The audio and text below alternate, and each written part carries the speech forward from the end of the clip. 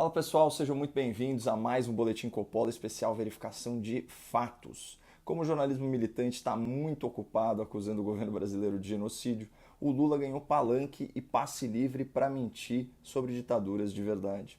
Semana passada a gente comprovou que o ex-presidente nunca foi absolvido pelos seus crimes, é demagógico sobre a Covid-19 e desinforma sobre investimentos no SUS, omitindo que foi o governo do PT que mais tirou recursos da saúde pública. Se você não assistiu a esse vídeo, o título é Mentiras de Lula, Crimes, Covid e SUS. Eu prometi que se aquele vídeo chegasse a 1% dos brasileiros, 2 milhões e 100 mil pessoas, eu faria outro do mesmo tipo. Somando aí as minhas redes, Instagram, YouTube, Facebook, Telegram, nós alcançamos 2 milhões e 13 mil visualizações. Não é o que a gente combinou, mas por uma primeira vez, considerando o nervosismo da estreia, tá tudo certo. Só que agora é para valer, pessoal. Se esse novo vídeo chegar a 1% dos brasileiros, eu garanto a parte 3 e a parte 4 até o final desse mês. Então, compartilhe esse vídeo se você quiser bastante munição para desconstruir com fatos, com números, esse grande mentiroso chamado Lula. Hoje nós vamos falar sobre os afagos que o ex-presidente fez e faz a ditadores, né, especialmente na sua coletiva de imprensa. Mas antes, eu peço que você pause o vídeo e marque nos comentários uma pessoa bem jovem que seja muito querida para você. E por que eu estou te pedindo isso? Porque uma das coisas que a juventude mais preza, com razão, é a sua liberdade. E as liberdades individuais, especialmente as liberdades políticas, só existem na sua plenitude nos regimes democráticos. Mas vocês repararam nos agradecimentos do Lula semana passada?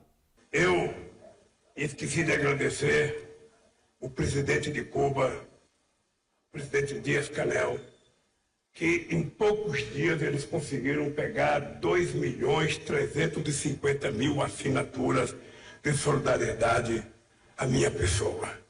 Cuba tem 11.340.000 pessoas, ou seja, 20% dos cubanos apoiam Lula e se engajaram na sua defesa.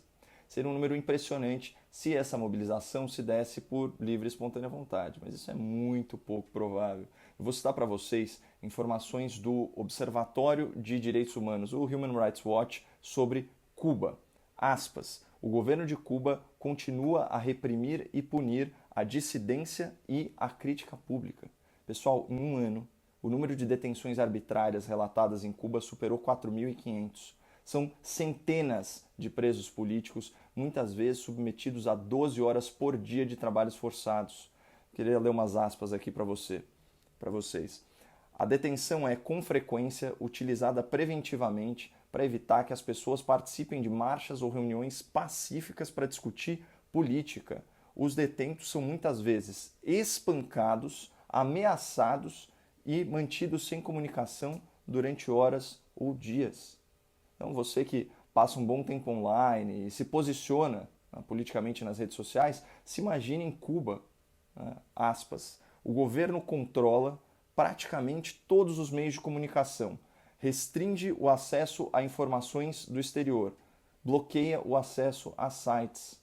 E tem mais, hein? Cubanos que criticam o governo continuam a enfrentar a ameaça de serem processados criminalmente. Isso é Cuba, pessoal. Uma ilha que está há décadas à mercê da esquerda autoritária e, por isso, desconhece a liberdade de expressão e a liberdade política. E o tal presidente, Díaz-Canel, bajulado pelo Lula na sua coletiva, sequer foi eleito pelo povo, porque em Cuba não existe eleição direta para presidente. Esse presidente cubano, ele foi eleito com 99,8% dos votos.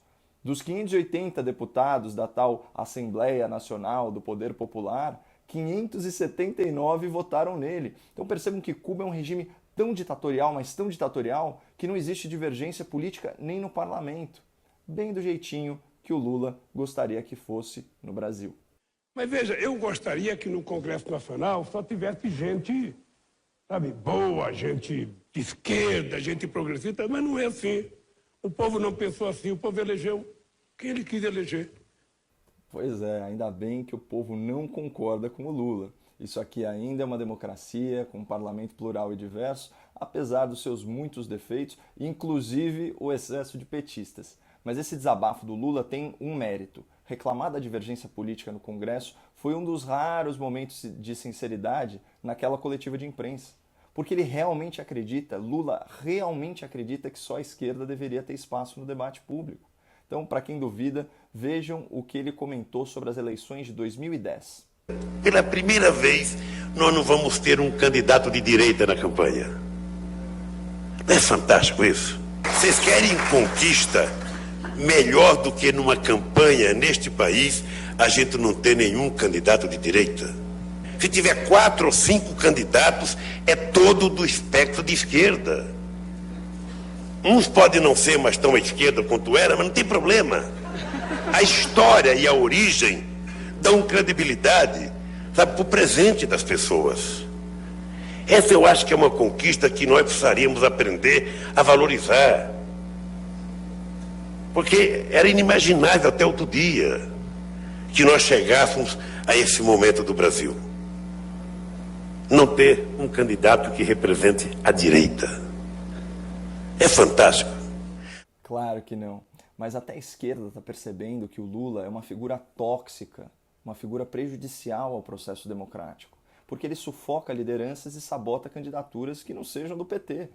Segundo uma reportagem aqui de 2018 da Gaúcha Zero Hora, a Marina Silva, aspas, usa palavras como mentira, fraude, abuso de poder econômico e caixa 2 para descrever a eleição de Dilma Rousseff. O Ciro Gomes, em entrevista de 2019 para o Estadão, disse que o PT promove aí uma hegemonia apodrecida na esquerda. E o Ciro foi bem taxativo, ele disse o seguinte, aspas, eu continuo achando que quem está mandando ali no PT é esse lado bandido. Eles estão completamente perdidos.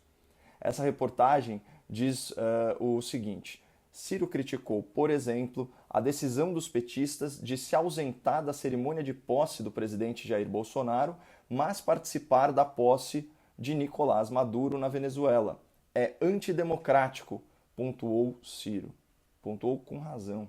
E aqui a gente chega a um dos maiores absurdos proferidos pelo Lula na sua coletiva, um verdadeiro desrespeito aos direitos humanos, sem nenhuma empatia pelo sofrimento de milhões de pessoas. Vejam isso. Quero agradecer ao presidente Maduro, que teve a dignidade de me ligar desejando solidariedade. E eu também muito solidário a ele, porque acho que os americanos não têm que se meter na Venezuela, no Haiti, na República Dominicana, no Brasil, em Cuba.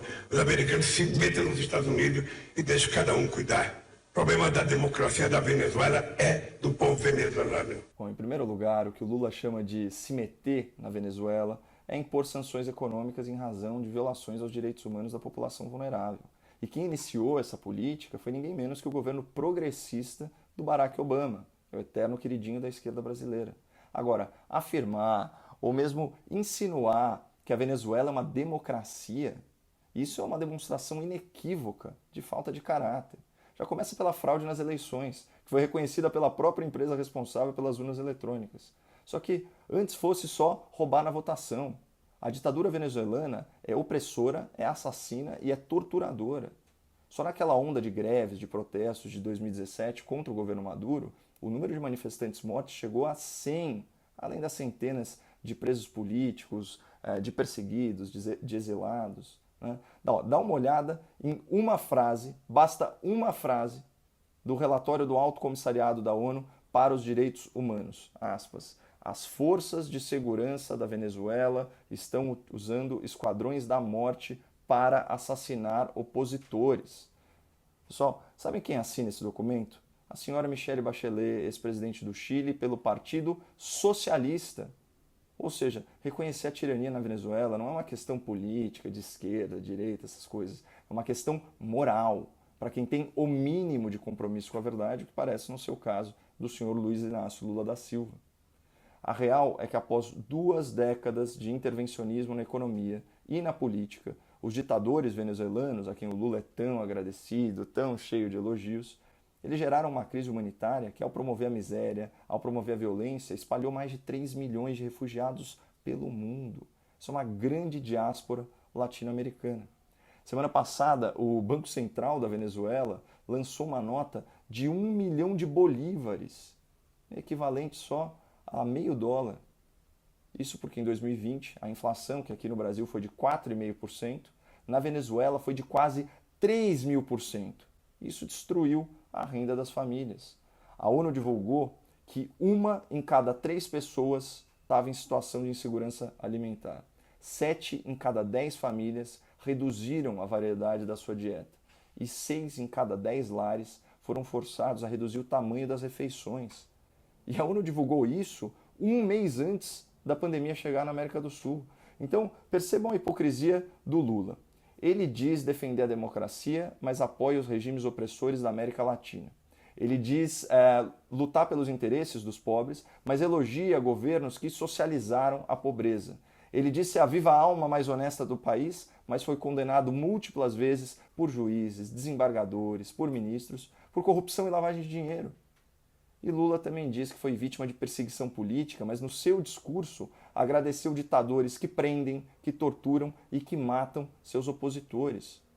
Por isso que eu pedi para vocês marcarem uma galera mais jovem aqui nos comentários, para eles verem que a empatia do Lula é fingida, é ensaiada, assim como é falso o seu apreço pela democracia. Quando convém ideologicamente, quando favorece a sua agenda política, o Lula é conivente com o crime. O Lula tolera a violação de direitos humanos e isso em pleno século XXI. Mas esse viés autoritário do Lula vem lá de trás, né? Na sua edição de julho, né, de 1979, a revista Playboy entrevistou Lula e perguntou quem ele admirava. Ele disse que admirava quem? O assassino revolucionário Che Guevara, pela sua dedicação à causa. Disse que admirava também o Mao Tse-tung, pela sua luta. Está falando aí de um genocida responsável por dezenas de milhões de mortes na China, né? Esse sim um genocídio. E olha o que ele disse sobre o ditador nazista. Aspas para Lula aqui. O Hitler, mesmo errado, tinha aquilo que eu admiro num homem, o fogo de tentar fazer alguma coisa. Fecha aspas. Bom, vamos tentar fazer alguma coisa. Vamos espalhar a verdade sobre essa farsa que é o Lula, antes que ele cresça ainda mais sustentado em desinformação e apoiado em mentiras. Então, por favor, me ajudem compartilhando no Instagram, no Facebook, no YouTube. E se a gente alcançar 1% da população com esse vídeo, eu faço mais 2 vídeos como esse ainda esse mês. Forte abraço, não percam a esperança no Brasil e fiquem com Deus.